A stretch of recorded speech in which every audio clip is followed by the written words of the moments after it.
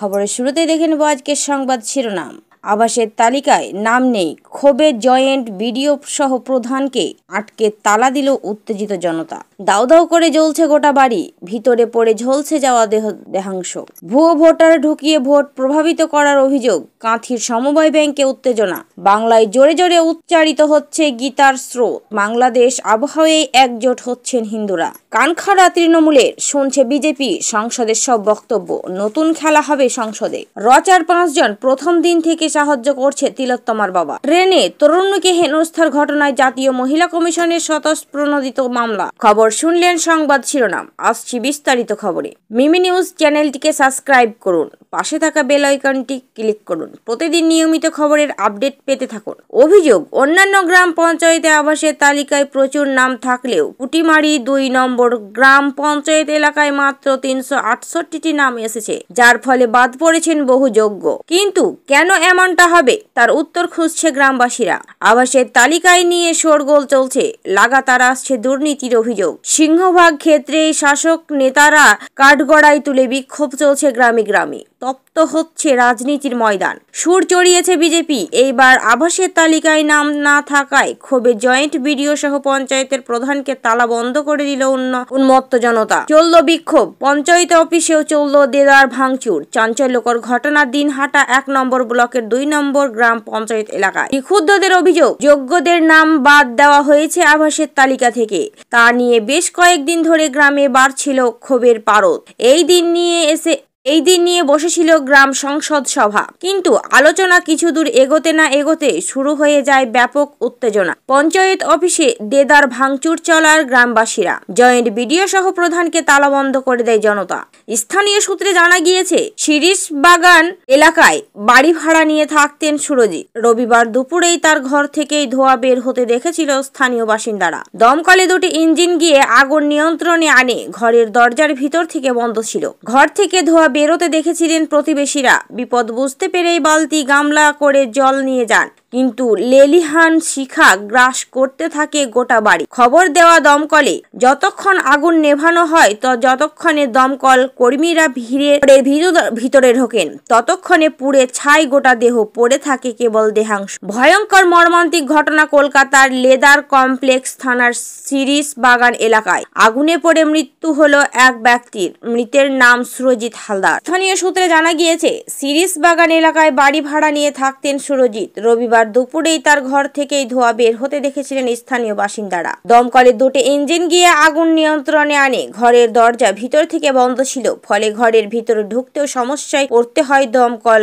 কর্মীদের। যতক্ষণে বন্ধ ঘরের দরজা ভেঙে ভিতরে ঢোকেন দমকল কর্মীরা। দৃশ্য দেখে তাদের চক্ষু চড়ক গাছ। আর যত পুড়ে ছাই হয়ে গিয়েছিলেন সুরজিৎ, ঝলসে যাওয়া দেহাংশ পড়ে রয়েছে। কিভাবে আগুন লাগলো, তিনি নিজেই আগুন ধরিয়ে আত্মঘাতী হয়েছেন কিনা, এই বিষয়গুলো খতিয়ে দেখছে পুলিশ। স্থানীয় বাসিন্দাদের সঙ্গে কথা বলেছেন আধিকারিকরা। ওই ব্যক্তি কোনোভাবে মানসিক অবসাদে ভুগছিলেন কিনা তা জানার চেষ্টা করছে কলকাতার লেদার কমপ্লেক্স থানার পুলিশ। বেশ কিছুক্ষণ পরে ভুয়ো ভোটাররা বেরিয়ে আসে ভোট গ্রহণ কেন্দ্র থেকে। তৃণমূলের পক্ষ থেকে অভিযোগ ভিত্তিহীন বলে জানিয়েছেন নন্দকুমার মিশ্র। ভোট গ্রহণ শেষ হতে আর আধ ঘন্টা বাকি রয়েছে।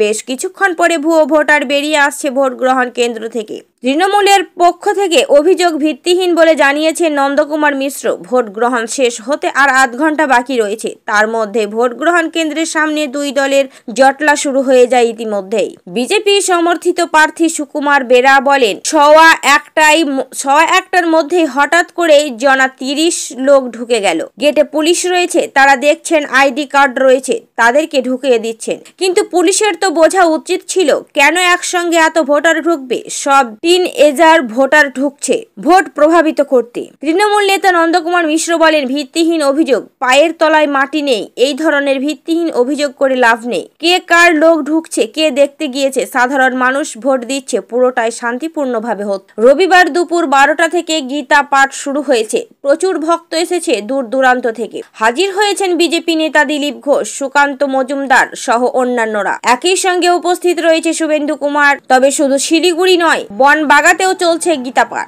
বাংলাদেশে হিন্দু বিচ্ছেদের আবহাওয়ায় এই রাজ্যের শিলিগুড়িতে বসলো গীতা পাঠের আসর। 1 বছর আগে ব্রিগেডে লক্ষ্য কণ্ঠে গীতা পাঠের পর কৌয়াখালী ময়দানে লক্ষ্য কণ্ঠে গীতা পাঠের আয়োজন সনাতন সংস্কৃত সংসদের তরফে। বাংলাদেশে যখন অশান্ত তখন এইবার বাংলাতেও কিন্তু রাজনীতিতে রং লেগেছে।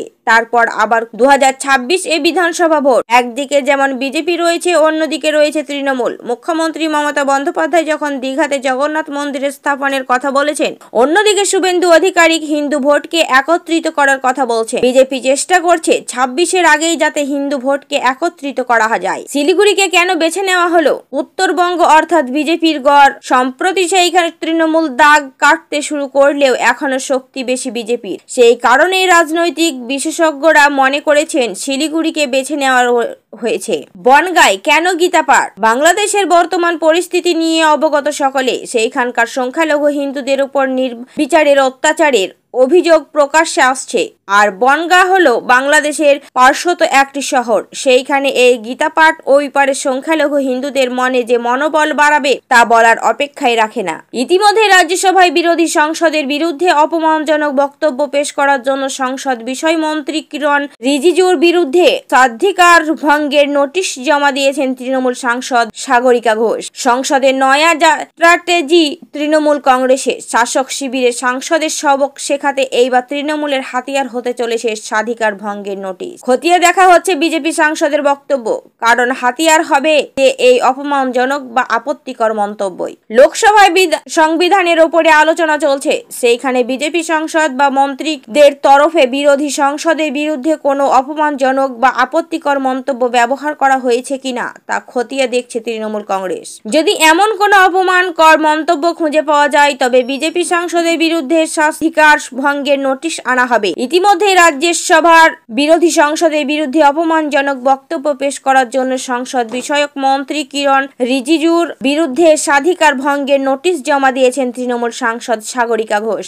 লোকসভার আলোচনাতেও এই ধরনের আপত্তিকর মন্তব্য পাওয়া গেলে স্বাধিকার ভঙ্গের নোটিশ দেওয়ার পথে হাঁটবে তৃণমূল কংগ্রেস। প্রসঙ্গত রাজ্যসভার চেয়ারম্যান তথা উপরাষ্ট্রপতি জগদীপ ধনখড়ের বিরুদ্ধে ইতিমধ্যেই হেনস্থা প্রস্তাব জমা দেওয়া হয়েছে।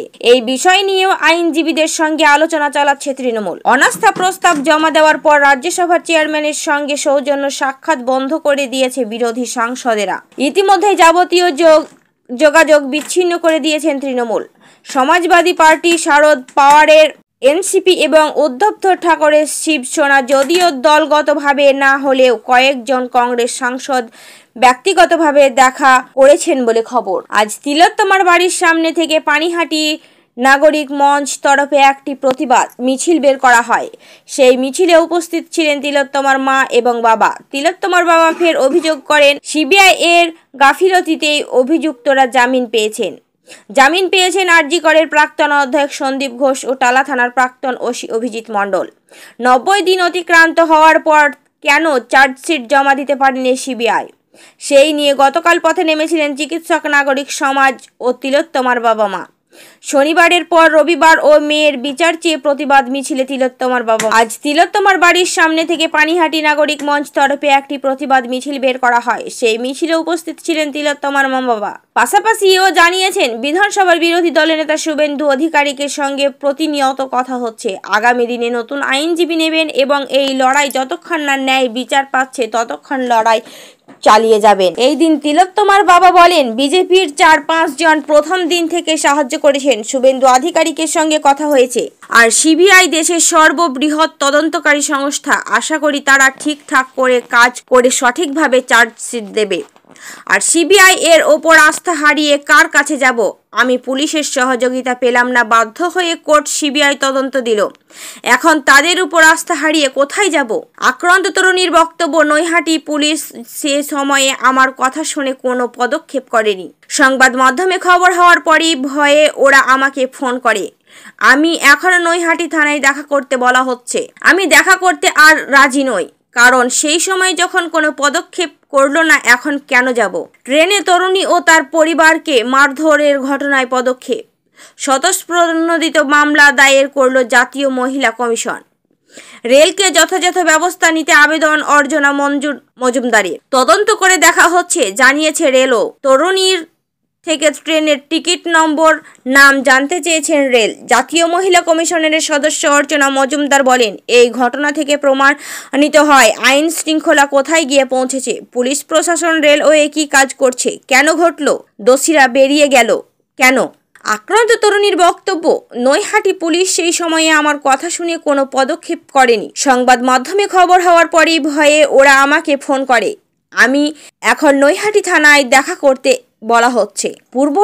পূর্ব রেলের পিআরও দীপ্তিময় দত্ত বলেন, সমস্ত ট্রেনের পুলিশ স্কোয়াড থাকে। মহিলা কামরায় পুরুষ যাত্রী উঠলেই পদক্ষেপ করি। তার মধ্যে বিচ্ছিন্ন ঘটনা ঘটে, কিন্তু পদক্ষেপ অবশ্যই করা হবে। তারাপীঠ থেকে পুজো দিয়ে কলকাতায় ফিরেছিলেন তরুণী ও তার পরিবার। বোলপুর স্টেশনে 15 থেকে 16 জনের একটি যুবকের দল ওঠেন ট্রেনে। অভিযোগ, ট্রেনের সিটে বসা নিয়ে কথা কাটাকাটি শুরু হয়। যেহেতু গড়িয়ার পরিবারের সবার মহিলা, তারা কোনো প্রতিবাদ না করে চুপচাপ ট্রেনে বসে থাকে। অভিযোগ, সেই সময় এই পরিবারের এই সবচেয়ে বয়স্ক মহিলা সদস্যের মুখে লাথি মারে এক যুবক। তারাপীঠ থেকে পুজো দেওয়ার প্রসাদের বাক্স ও ছুঁড়ে ফেলে দেওয়া হয় ট্রেন থেকে। তারপর গড়িয়ার পরিবারের সবচেয়ে কনিষ্ঠ মহিলা সদস্য, সে প্রতিবাদ করা, তারপরই জ্যাকেট ছিঁড়ে ফেলে